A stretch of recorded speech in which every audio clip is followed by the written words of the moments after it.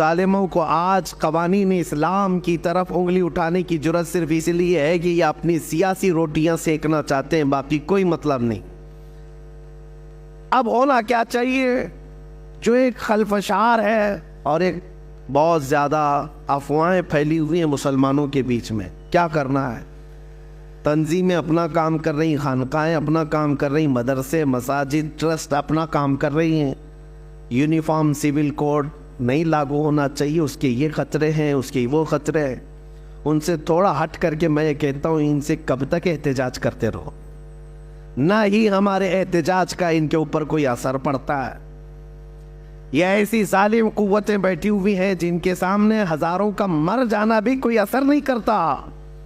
اس لیے مسلمانوں، سب سے اہم بات یہ ہے کہ ان سے بھیک مانگنے کی ضرورت ہی نہیں ہے کہ تم ہمارے قوانین کی حفاظت کرو یا ہمارے قوانین سے چھیڑ چھاڑ نہ کرو، بلکہ میدان میں اتر کر کے یہ بتاؤ کہ اس زمانے میں بھی تم سارے قوانین پر پابندی لگاؤ، لیکن میں شریعت مصطفیٰ پر عمل کر کے دکھاؤں۔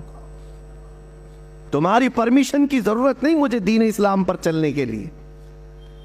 ہمارے نبی پاک صلی اللہ تعالیٰ علیہ وسلم کے قوانین ہمارے لیے جان سے بڑھ کر کے ہیں۔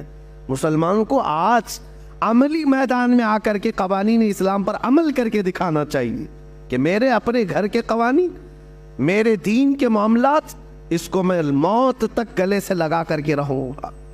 یہ ہوتا ہے سب سے بہترین احتجاج۔ میں آپ کو بتاؤں، لوگوں میں جو ایک خلفشار ہے، چمی گوئیاں چل رہی ہیں کہ کیا ہوگا کیا ہوگا۔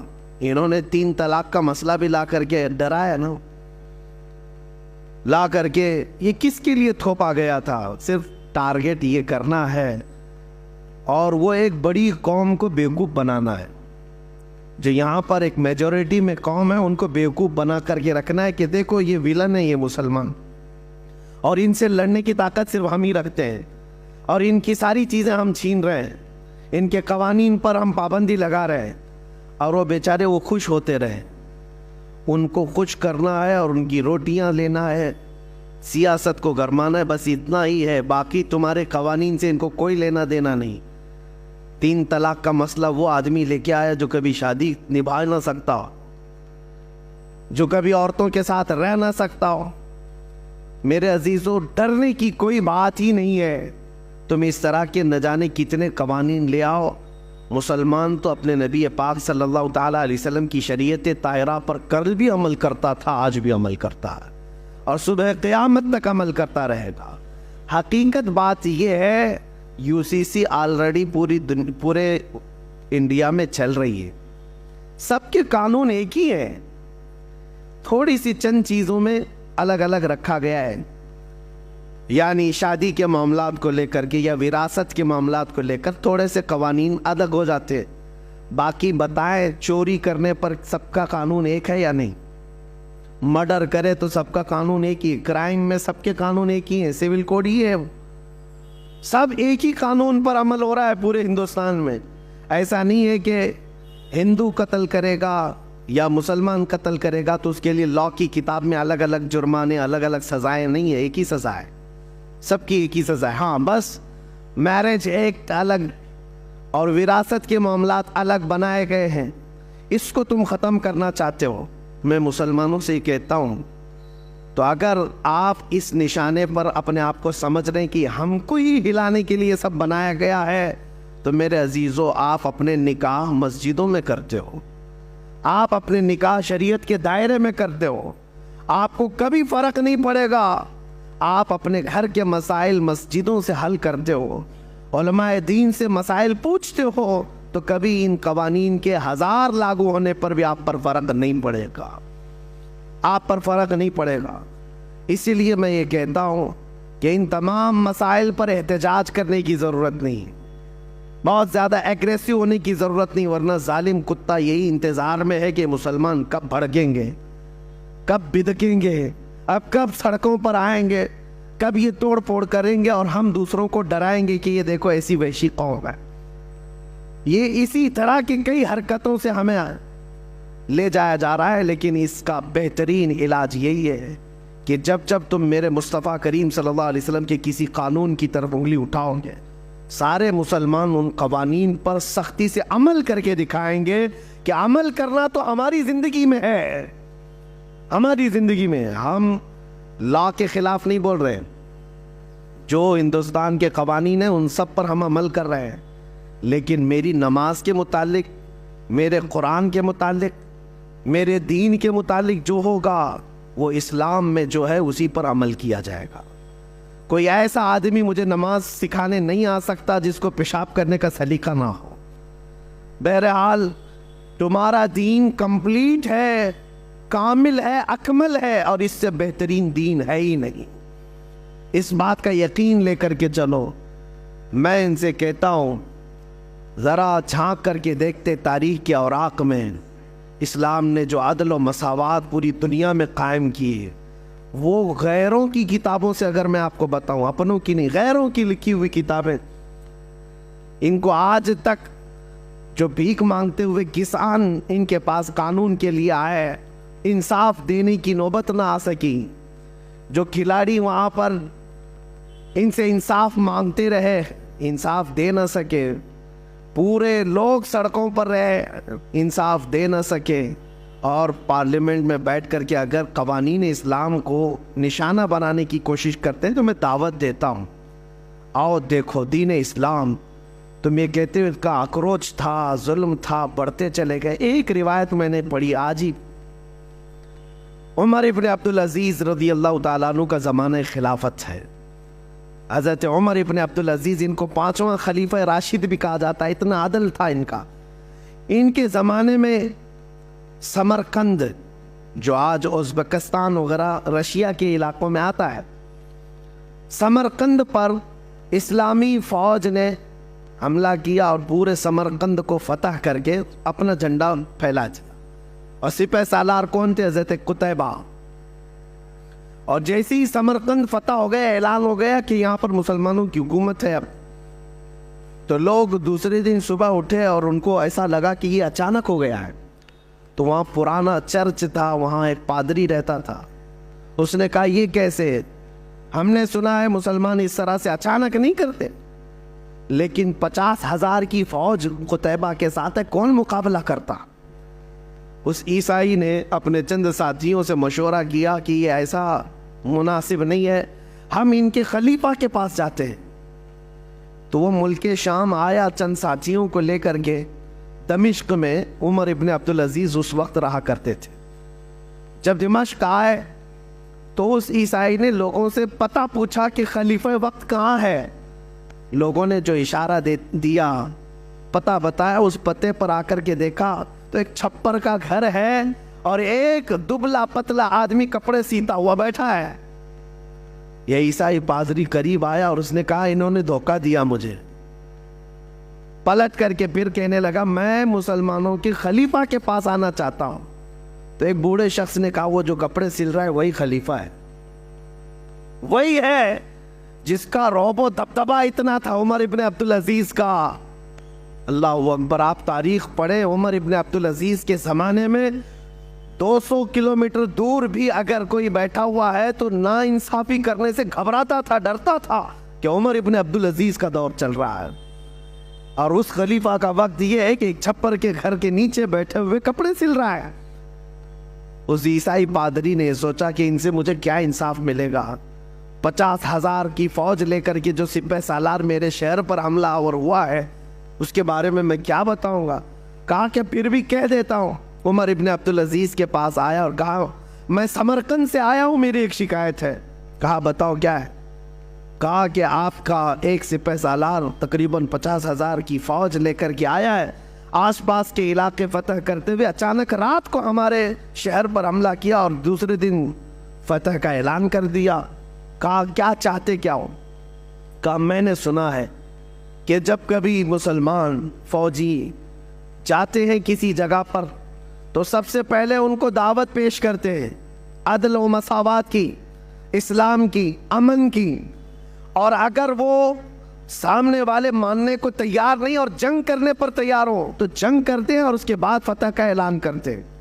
لیکن آپ کا سپہ سالار آیا، نہ اس نے ہم کو کسی چیز کی دعوت دی، نہ بلایا. نہ ہی ہمارا مقابلہ ہوا، راتوں رات فتح کر کے وہ اپنے جھنڈے گاڑ دیا۔ حضرت عمر ابن عبدالعزیز نے ایک خط نکالا، خط پر لکھا اور کہا کہ لے جاؤ قتیبہ کو دے دینا۔ اس خط میں لکھا ہوا تھا کہ ایک قاضی مقرر کیا جائے، فوراً ایک قاضی اسلام مقرر کیا جائے، اور اس قاضی کے پاس یہ عیسائی اپنا مسئلہ رکھے گا اور قاضی جو فیصلہ کرے اس پر عمل کیا جائے۔ خط لے کر کے وہ عیسائی آیا، پادری ہے، عیسائی ہے، کہا کہ اس خط کو پتہ نہیں یہ لوگ پھاڑ کے پھینک دیں، لیکن جب قتیبہ کے پاس لا کر کے دیا تو اس کے ہاتھ کانپنے لگے سپہ سالار کے کہ عمر ابن عبدالعزیز کا خط آیا ہے۔ پڑھنے کے فوراً بعد قاضی کا انتخاب کرنے کا اعلان کیا کہ خلیفہ وقت کی طرف سے قاضی کے انتخاب کی بات آئی ہے۔ تو اس وقت قاضی کا انتخاب ایسا نہیں ہے کہ 4 لوگ بیٹھ کر کے کر دیتے، جو سب سے پرہیزگار ہوا کرتے، تہجد گزار ہوا کرتے اور علم میں سب سے زیادہ ہوا کرتے، وہ قاضی بننے کے منصب پر آتے۔ قاضی اسلام چن لیا گیا ایک عالم باعمل کو، اور انہوں نے اپنی عدالت لگائی اور کہا کہ کیا مسئلہ ہے اس عیسائی پادری کا۔ اب وہ عیسائی جو پادری تھا اس نے رکھا کہ آپ کی طرف سے یہ جو فوج آئی یہ اچانک آئی، ہمیں موقع نہیں دیا گیا ہے، اور جبکہ اسلام کا ہم نے یہ سنا ہے کہ وہ جہاں جاتے ہیں پہلے دعوت پیش کرتے ہیں امن کی، مساوات کی، عدل کی، اور اگر سامنے والا جنگ کرنے پر تل جائے تو پھر جنگ کی جاتی ہے، اور پھر حملہ میں اگر کامیاب ہو جائے تو فتح یاب سمجھا جاتا ہے۔ تو قاضی اسلام نے بلایا قتیبہ، کہا کیا یہ عیسائی پادری جو کہہ رہا ہے وہ صحیح ہے؟ آپ نے ان کو دعوت دی تھی؟ کہا کہ نہیں دعوت دی۔ کہا کہ راتوں رات آپ نے ان کے شہر پر قبضہ کیا؟ کہا بات در حقیقت یہ ہے قاضی اسلام کہ ہم نے آس پاس کے علاقوں سے جنگ کی ہے، ہم نے دیکھا ہے، اور ان سے جنگ سختی کے ساتھ ہوئی، اور اس کے بعد ہم نے وہ علاقے فتح کیے، اور یہ سمرقند تو بڑا زرخیز علاقہ ہے، یہاں کے لوگ تو اور بھی زیادہ اس شہر کو چھوڑنے کو تیار نہیں ہوتے، اس لیے ہم نے سوچا کہ یہ سوئے ہوئے ہیں، اس وقت میں ہم فتح حاصل کر لیں۔ قاضی اسلام نے فیصلہ دیا کہ آج کی مغرب ہونے سے پہلے پہلے تمہاری پوری فوجیں اس شہر کو خالی کر دیں، سمرقند کو خالی کر دیں۔ قاضی کس کے متعلق فیصلہ دے رہا ہے؟ کسی دوسری قوم کے لیے نہیں، اپنے ہی فوجیوں کے متعلق کہہ رہا ہے کہ یہ اسلام کے قوانین سے ہٹ کر کے ہے، نہ ہی اس طرح کا دستور کبھی چلا ہے۔ قتیبہ کو جیسی آرڈر آیا قاضی اسلام کا، فوج میں اعلان ہوا، اور یہ صبح کا فیصلہ جو تھا 50,000 فوجیں سمرقند کو چھوڑ کر کے ساز و سامان کے ساتھ مغرب سے پہلے نکلنے لگی۔ مغرب سے پہلے پہلے قتیبہ کے ذات ساری فوجیں شہر چھوڑ کر باہر نکلیں۔ یہ منظر دیکھ کر کے وہ عیسائی پادری اور علاقے کے لوگ حیران تھے کہ ایک کپڑے سلتا ہوا بیٹھا دبلا پتلا آدمی اتنا پاور رکھتا ہے کہ ایک خط بھیج دیا جائے، اور پھر اگر اس کا خط یہاں آ گیا تو قاضی مقرر کرنا تو اس کا کام ہے، اپنے رشتہ دار کو بٹھا دیتا، اپنے حق میں فیصلہ لے لیتا، نہیں کیا، بلکہ قاضی اس کو منتخب کیا جو قرآن و سنت کا سب سے زیادہ جاننے والا تھا، اور قاضی کو بھی یہ چاہیے تھا کہ فیصلہ دیتا تو اپنی قوم کو دیکھ کر کے دیتا، لیکن قاضی نے وہی فیصلہ دیا جو اسلام کہتا تھا۔ یہ باتیں اتنی پر اثر تھیں کہ مغرب تک ان کی فوجیں نکل تو گئی تھیں، لیکن وہ عیسائی پادری اپنے سارے ساتھیوں سمیت رونے لگا کہ آج تک ہم نے ایسی قوم کو اپنے شہر میں آتے ہوئے دیکھا ہی نہیں تھا، چلو اس سے بہتر قوم کون سی ہو سکتی ہے جو ہم پر حکومت کرے۔ سب کے سب گئے اور قتیبہ کے ہاتھ جوڑ کر کے ان سے معافی طلب کیا، اور پوری فوج سے کہا آج کے بعد ہم ہی نہیں پورا سمرقند تمہارے قدموں کے نیچے ہے، تمہارا عدل ہے، ہم نے یہ دیکھا ہے، اور اس کے بعد سے لے کر تاریخ گواہ ہے، آج کی تاریخ تک سمرقند پر اسلامی حکومت موجود ہے، آج تک اسلام ہے۔ عزیزان گرامی وقار، یہ وہی سمرقند و بخارا کی بات کر رہا ہوں جہاں سے کبھی امام بخاری پیدا ہوئے، امام مسلم، یہ بڑے بڑے محدثین اسی علاقے سے آئے ہوئے ہیں۔ یہ میں بات اس لیے عرض کر رہا ہوں کہ جن کو آج انصاف کا الف بھی پتہ نہیں، عدل کا عین پتہ نہیں، وہ قوانین لاگو کرنے کی بات تو کرتے ہیں، لیکن ان سے کبھی نہ ہو سکے گا.